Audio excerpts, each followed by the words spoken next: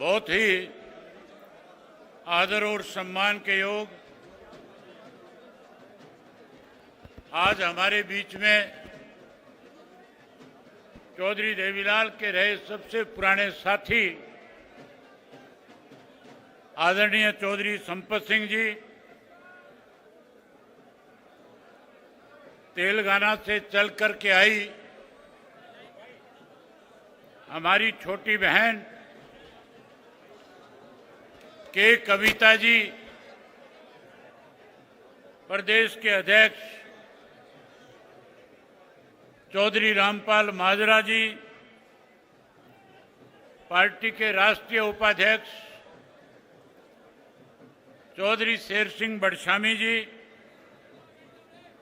पूर्व में रहे मेंबर पार्लियामेंट पार्टी के राष्ट्रीय उपाध्यक्ष captain Inder Singh ji ex MLA जल योद्धा रहे रघु यादव जी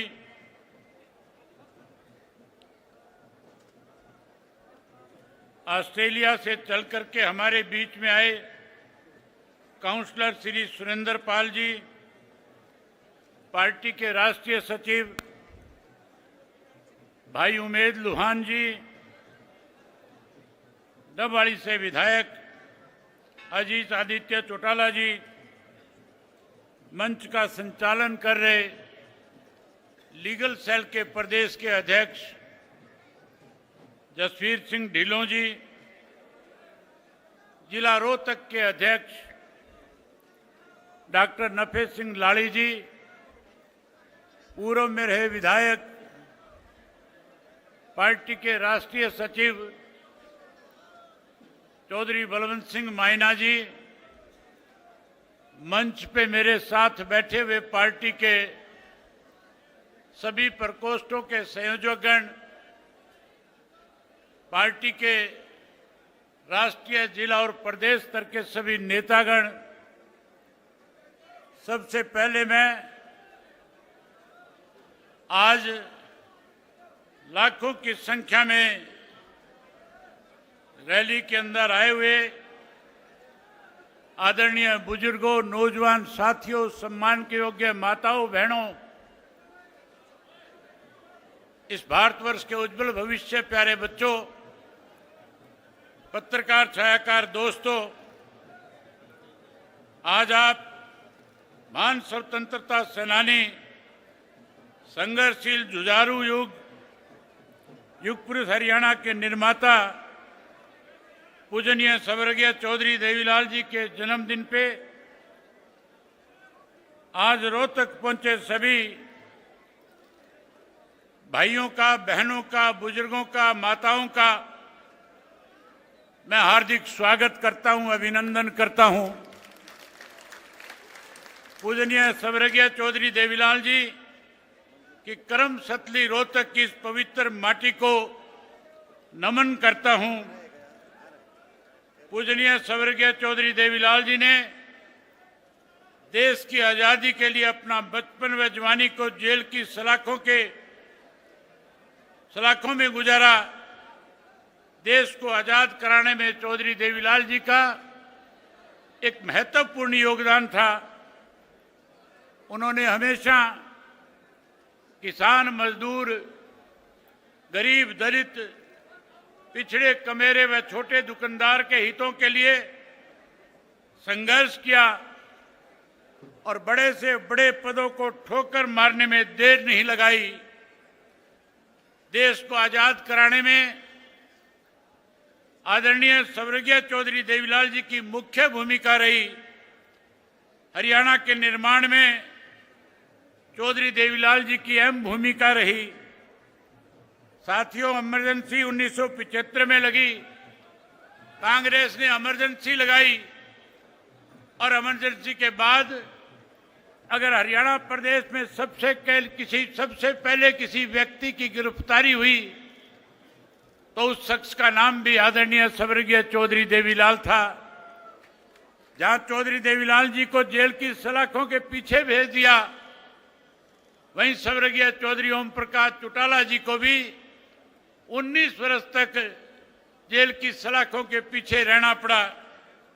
19 महीने के बाद जब जेल से बाहर आए तो बाहर आने के बाद जब चुनाव हुआ तो न केवल देश से कांग्रेस पार्टी को जाना पड़ा, बल्कि चौधरी देवीलाल के नेतृत्व में हरियाणा में लड़ाई लड़ करके कांग्रेस पार्टी को सत्ता से दूर करने का काम किया। साथियों, मुझे अच्छी तरह से याद है, सन 1985 का वक्त था, पंजाब में उग्रवाद चरम सीमा पे था और पंजाब के उस उग्रवाद को कैसे खत्म किया जाए, उसके लिए देश के प्रधानमंत्री स्वर्गीय राजीव गांधी ने एक समझौता पंजाब के लोगों के साथ किया, जिसका नाम राजीव लोंगोवाल समझौता रखा गया। हमें उस समझौते से कोई परेशानी नहीं थी, लेकिन उसकी 2 धाराएं थी, धारा 7 और 9। जिन धारा 7 और 9 के तहत हरियाणा प्रदेश के साथ भेदभाव किया जा रहा था। हरियाणा प्रदेश में उस वक्त कांग्रेस की तरफ से मुख्यमंत्री के पद पे चौधरी भजनलाल आसीन थे, बैठे थे। जब समझौता हो रहा था तो दिल्ली में राजीव गांधी के दफ्तर के अंदर राजीव गांधी और लोंगोवाल, संत लोंगोवाल दोनों बैठ करके हरियाणा के भविष्य के, हरियाणा के साथ कुठाराघात कर रहे थे। कहीं जो चंडीगढ़ शाह कमीशन की रिपोर्ट के अनुसार हमारा हरियाणा का था, उस चंडीगढ़ को पंजाब को दे दिया गया था। उसी समझौते के तहत हमारा यमुना का पानी कम कर दिया गया था।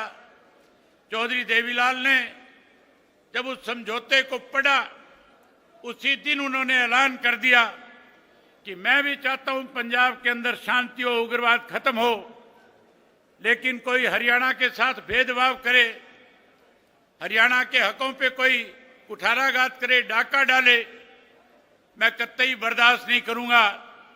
और उसी दिन ऐलान कर दिया कि हम इस समझौते को नामंजूर करते हैं। अगर सरकार ने समझौता थोपने की कोशिश करी तो फिर हम हरियाणा के लोगों के बीच में जाएंगे और एक ऐसा आंदोलन खड़ा कर देंगे कि उसके बाद हरियाणा के लोग न केवल इस समझौते को रद्द करने में अपनी एडी चोटी का जोर लगाएंगे, बल्कि हम कांग्रेस पार्टी को हरियाणा प्रदेश से सुपड़ा साफ करके सत्ता से बाहर करने का काम करेंगे।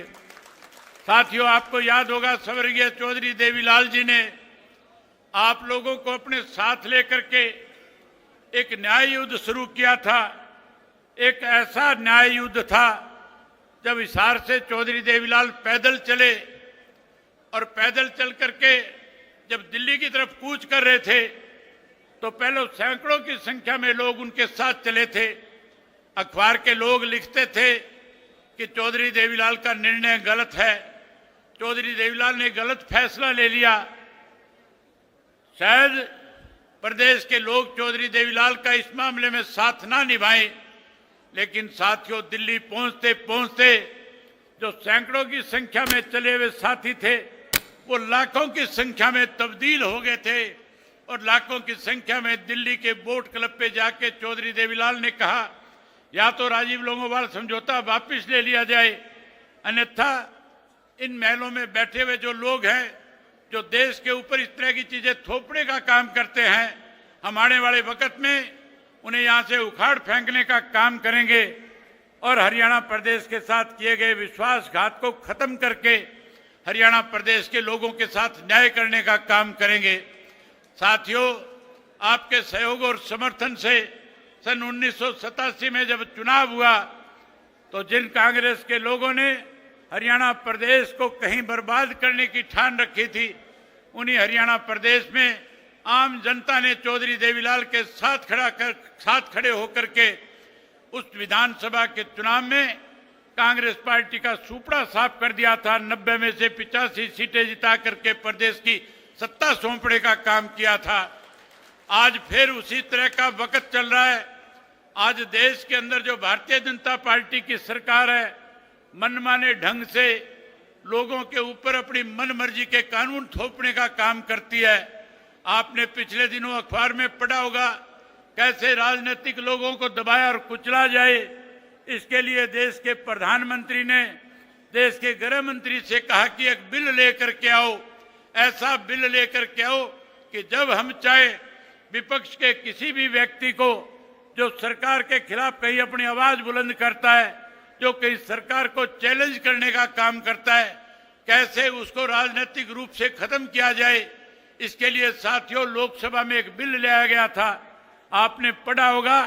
उस बिल में लिखा था कि जिस किसी राजनेता को 1 महीने कैद हो जाएगी, जो कोई 1 महीने तक किसी जुर्म के तहत कैद में चला जाएगा, ना वो मुख्यमंत्री रहेगा, ना वो मेंबर पार्लियामेंट रहेगा, ना वो विधायक और मुख्यमंत्री रह पाएगा। साथियों इस तरह के बिल थोप करके कहीं देश के प्रजातंत्र को खत्म करने की एक साजिश भारतीय जनता पार्टी रचने का काम कर रही है। उन्हीं के पद चिन्हों पे हरियाणा प्रदेश की सरकार चल रही है। आज हरियाणा प्रदेश के अंदर मैं पिछले 2 साल से लगातार लोगों के बीच में जा रहा हूं। मैंने साथियों जो पैदल यात्रा करी थी, 4200 किलोमीटर का पैदल सफर जब तय किया था, 2000 से ज्यादा गांव, शहर और कस्बों में गया था। लोग मुझे बता रहे थे कि किस तरह से भाजपा और जेजेपी की सरकार ने हरियाणा प्रदेश के लोगों के साथ मन चाहे तरीके से लूटने का काम किया है। उन 5 वर्षों में उन दोनों पार्टियों के लोगों ने मिलकर के हरियाणा प्रदेश के अंदर अनेक बड़े बड़े घोटाले किए थे, घपले किए थे। अगर मैं सबका जिक्र करूंगा बहुत लंबा समय लग जाएगा। आप बहुत देर से बैठे हैं, आपने भी घरों को जाना है। मैं साथियों आपका ज्यादा समय न लेकर के 2-4 बातें आपके बीच में ऐसी करनी चाहूंगा कि किस तरह से हरियाणा प्रदेश के अंदर भारतीय जनता पार्टी को 2019 में सत्ता में कौन लेकर के आया, कैसे दोबारा सत्ता में आई थी। लोगों का तो फैसला था, लोगों ने तो मन बना रखा था कि हम भारतीय जनता पार्टी को सत्ता से बाहर करेंगे। 90 में से 40 सीट पे रोक दिया था, 50 विपक्ष के जीत करके आए थे, जबकि सरकार विपक्ष की बननी चाहिए थी। लेकिन साथियों 10 ऐसे लोग जीत करके आगे जो कहीं चौधरी देवीलाल के नाम की माला जपा करते थे, जो कहीं कहते थे कि हम चौधरी देवीलाल की नीतियों को लागू करेंगे, जो कहते थे 75 पार का नारा देने वाली बीजेपी को हम जमुना पार कर देंगे। लेकिन साथियों ऐसे स्वार्थी लोग थे जिन्होंने न केवल अपने स्वार्थ को पूरा करने के लिए आप लोगों के साथ विश्वासघात करने का काम किया, बल्कि 5 वर्ष भारतीय जनता पार्टी के साथ मिलकर के प्रदेश को लूटते रहे।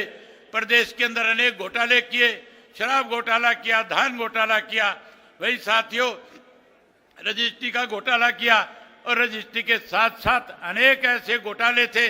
अगर सबका जिक्र करूंगा बहुत टाइम लगेगा। आपने सत्ता से बाहर कर दिया, 40 पे रोक दिया, उन 10 ने भाजपा की सरकार बना दी। उसके बाद लोगों ने मुझे बताया कि अब की बार जब चुनाव आएगा, जो 10 लोगों ने बीजेपी की सरकार बनाई है, इनका सूपड़ा साफ करेंगे, इन्हें सबक सिखाएंगे। आज मैं हरियाणा प्रदेश के कोने कोने से होकर के आपके बीच में आया हूं। पिछले 2 वर्ष से लोगों के बीच जो लोग थे, जजपा वालों को सबक सिखा दिया, उनको हमने सत्ता से बाहर कर दिया। जो सत्ता में बने रहना चाहते थे उन्हें माइनस पे लाकर के खड़ा कर दिया। मैं जब पूछता था कि भाजपा जजपा का कोई नाम लेवा बचा है क्या, लोग कहते थे कोई नहीं बचा। मैं आज लाखों लोग आए हैं, आपसे पूछता हूं, आप हरियाणा प्रदेश के कोने कोने से चल करके आए हो, आज कोई जेजेपी का नाम लेने वाला इस प्रदेश में बचा है क्या? मैं आपसे पूछना चाहता हूं, प्रेस के लोग सबको दिखाएंगे, आप जोर से बोल करके बताओ कि जजपा का पूर्ण रूप से सफाया हो गया कि नहीं हो गया? पूर्ण रूप से सफाया हो गया। जहां जजपा का सफाया आप लोगों ने कर दिया, वहीं साथियों अब ये जो तीसरी बार की सरकार बनी है, इसके लिए कोई और जिम्मेवार नहीं है। इस तीसरी बार को बनाने में मुझे पूरे प्रदेश के लोगों ने बताया कि ये बाप बेटा दोनों ने जहां भाजपा की तीसरी बार सरकार बनाई है, वहीं हरियाणा प्रदेश का नाश कर दिया। मैं आपसे पूछना चाहता हूं, ये तीसरी बार की सरकार के लिए कौन जिम्मेवार है, कौन दोषी है, कौन षड्यंत्रकारी है? तो जिस तरह से आपने जजपा का सूपड़ा साफ किया है, मैं उम्मीद करूंगा कि आने वाले समय में आप जैसे जजपा का सूपड़ा साफ करके आए हो, उसी तरीके से इस कांग्रेस पार्टी का भी सूपड़ा साफ करके इंडियन नेशनल लोकदल पार्टी को 2029 में सत्ता में लेकर के आओगे।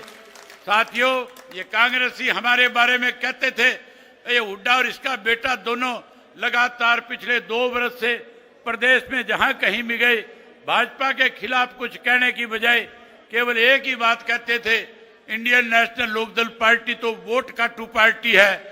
साथियों, ये कहते थे कि हम बी टीम है। मैं आज आपसे पूछना चाहता हूं, हरियाणा प्रदेश में कौन सी पार्टी ऐसी है जो भाजपा के बी टीम के रूप में काम कर रही है? कांग्रेस पार्टी बी टीम के रूप में काम कर रही है। जहां ये हमें वोट काटू कहते थे, मैं आज उन कांग्रेसियों को खुले तौर से कहता हूं, हम वोट काटने वाले नहीं, हम तो रांद काटने वाले हैं। आने वाले 2029 में जब चुनाव होगा तो जहां भाजपा को सत्ता से बाहर करेंगे, वहीं इस कांग्रेस पार्टी की भी रांद काटने का काम करेंगे। साथियों, मैंने चेतना यात्रा में चौधरी देवीलाल जी के साथ बहुत काम किया था। मैंने चौधरी देवीलाल जी से बहुत कुछ सीखा था। चौधरी देवीलाल किस तरह से गांव-गांव में जाते थे, लोगों के बीच में बैठ करके उनसे पूछते थे कि कांग्रेस का राज अच्छा था या उस वक्त में जनता दल का राज था। उसके बारे में लोग कहते थे कि चौधरी देवीलाल ने जो राज बनाया था, चौधरी देवीलाल जिसमें उप प्रधानमंत्री थे, हमें उस वक्त बहुत सारी सुविधाएं मिली थी।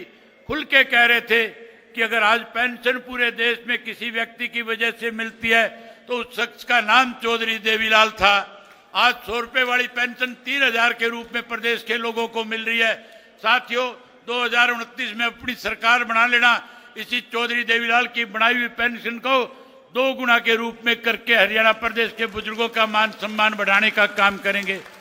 बहन के कविता कह रही थी कि मैं चाहती हूं कि तेलंगाना की तर्ज के ऊपर हरियाणा प्रदेश के किसान की बिजली के बिल माफ होने चाहिए। मैं भरी सभा में आपसे वायदा कहता हूं, न केवल किसान के खेत के बिजली का बिल माफ करेंगे, बल्कि हरियाणा प्रदेश के हर बिजली के उपभोक्ता को मुफ्त में बिजली देने का काम करेंगे। साथियों, जब आप इंडियन नेशनल लोकदल पार्टी की सरकार बना दोगे, हम 3 चीजों का सफाया करेंगे। ये हमारी सोच है। हम चौधरी देवीलाल की नीतियों को आज जहां आगे बढ़ाएंगे, जहां हरियाणा प्रदेश के लोगों को सुख सुविधाएं प्रदान करेंगे, वहीं हम पहली कलम से पहले 3 फैसले लेने का काम करेंगे। हम सबसे पहले हरियाणा प्रदेश की बेरोजगारी को खत्म करके अपने युवाओं को रोजगार देने का काम करेंगे। जहां हम अपने युवाओं को रोजगार देंगे, वहीं उसके साथ साथ साथियों, जो आज भ्रष्टाचार चरम सीमा पे है, इसे जड़ मूल से खत्म करने का काम करेंगे। अभी मेरे से पहले इस बात का जिक्र हो रहा था कि आज हरियाणा प्रदेश में फिरौतियां मांगी जाती है, आज हरियाणा प्रदेश में कत्लेआम किया जाता है, आज हरियाणा प्रदेश में बेकसूर लोगों को मार दिया जाता है, आज अपहरण किए जाते हैं, आज बलात्कार किए जाते हैं। मैं आपसे वायदा करता हूं, जिस दिन इंडियन नेशनल लोकदल पार्टी की सरकार प्रदेश में बड़ी, मैं इन बदमाश और गुंडों को हरियाणा प्रदेश से न केवल बाहर करने का काम करूंगा, बल्कि जिन लोगों ने इनको पनाही दी थी, जिन लोगों ने इन्हें खड़ा किया था, उन लोगों को भी जेल की सलाखों के पीछे भेजने का काम करेंगे। साथियों, आप बहुत देर से बैठे हो, मैं आपसे और ज्यादा वक्त नहीं लेना चाहता। केवल एक बात कहकर के आपसे इजाजत चाहूंगा। मैं उम्मीद करूंगा कि हमारे इंडियन नेशनल लोकदल पार्टी में आज जितने भी साथी शामिल हुए हैं, मैं उन सब का स्वागत करता हूं, उन सब का अभिनंदन करता हूं, उन्हें विश्वास और भरोसा दिलाता हूं कि हम अपने कार्यकर्ताओं से उनका 21 का सम्मान करने का काम करेंगे। वहीं आप इतनी बड़ी संख्या में आए, आपने मेरी बात को सुना, आपने मुझे अपना आशीर्वाद दिया। आज आशीर्वाद देने आए हो कि नहीं आए हो? जहाँ आपने आशीर्वाद दिया, मैं उस सब के लिए आपका बहुत आभारी हूँ। आपने मेरी बात सुनी, आप सबका बहुत धन्यवाद। जय हिंद, जय हरियाणा।